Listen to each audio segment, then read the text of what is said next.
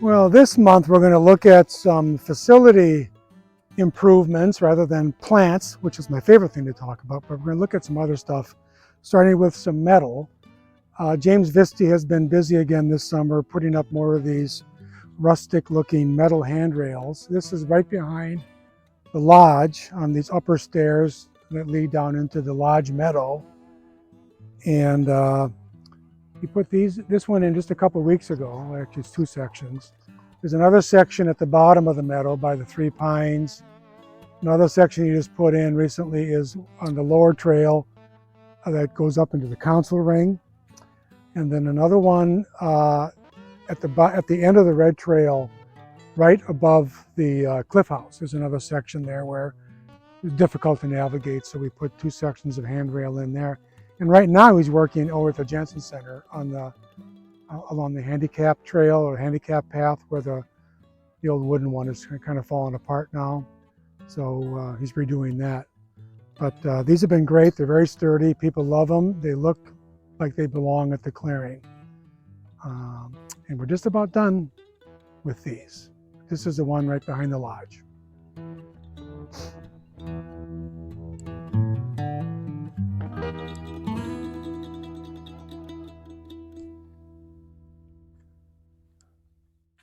So right behind me, to the north or left of the lodge window, is the last of our, I call them hides, that our volunteer crew has built over the last 2 summers. That was just finished last week. We have all these ugly mechanical things that we wanted to put behind a wooden fence. Better to look at wood than the metal behind it. So on the southwest corner of the lodge here is where the 2 air conditioning units are and the compressors for the freezer and the cooler in the fridge, in the kitchen. On the north side is the makeup air unit that we had to have by code. And then this is the big ugly vent that vents the kitchen that we had to have by code. And obviously what we built around it is pretty noticeable, but it's much more attractive than what's behind it. So we weren't happy that we had to have that thing right there, but we had to when we redid the kitchen.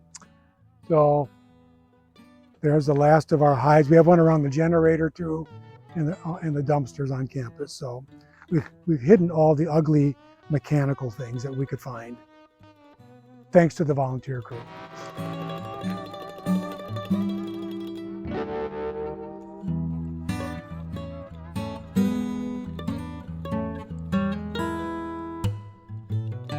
Along with Brian, our handy-dandy maintenance person, our volunteer crew, our Thursday morning volunteer crew, also built several of these wooden handrails on campus. This is the one at the front door to professors' quarters.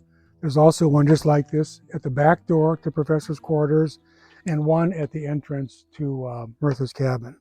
So these are very sturdy, in footings, made out of good old Door County cedar.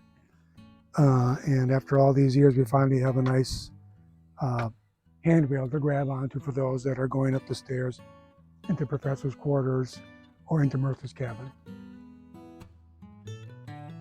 Our Thursday morning volunteer crew, along with a lot of help from Brian Buchholz, has also spent several Thursday mornings this summer making new Emma's chairs and Emma's benches. Emma Toft, we were gifted back in the early 80s the Adirondack chair that she had at her house out at Toft Point, and we used that about starting 20-some years ago to make the clearings version of Emma's chairs and Emma's benches, where they're a little bit beefier wood and hardware, and the seats a little shallower, so they're easier to get out of. But many of them, both chairs and benches, are memorials for various people. People make a donation for a memorial chair or a memorial bench. This one is for Barb Stevenson and Joanne Coons. It's just went up this year, of course. It looks brand new. But some of them, over time, get a little bit, they'll fade to gray over time, of course.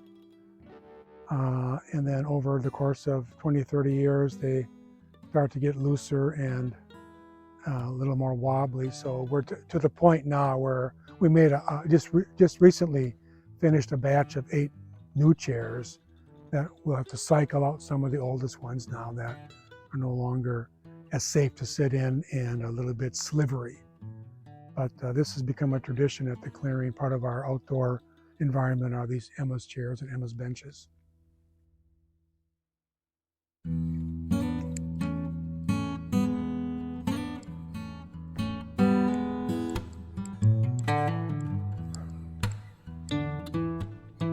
This is the start of a project that we got going on last Thursday. This was originally planted as an herb garden, but didn't do well. This is like 20 years ago, didn't get properly maintained, so it turned into more or less a weed patch. So we've decided to make this part of the kitchen garden. This is on the walk going down to the kitchen, kind of match what's to the south of it that we planted about maybe 10 years ago. So we're going to put some of the same plant material in here this fall and make this kind of match what's next to it on the other side of the walk. So last week we cut everything that was down in here with a string trimmer, put cardboard over it to smother it and wet it down, and then put mulch over the top. So by September, the cardboard will be decayed or mostly decayed, and what's underneath it will be dead, and then we can plant right into it. So that's our plan.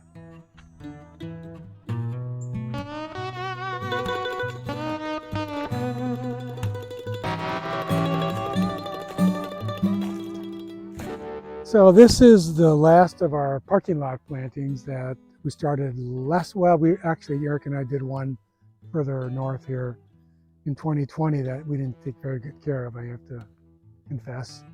But last year we fixed that one up and planted 4 more, and then this last one got planted back in June.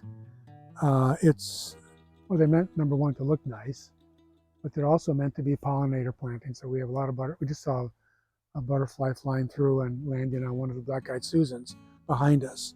So we have black-eyed Susan in here, lance-leaf coreopsis, bee balm, I think stiff goldenrod, butterfly milkweed, pearly everlasting, and little blue stem grass. So we have a variety of native Door County grasses and forbs that to kind of really pretty up the parking lot, but also to attract butterflies, moths, bumblebees and such. So this is what it looks like after maybe a month and a half or 2 months of being planted.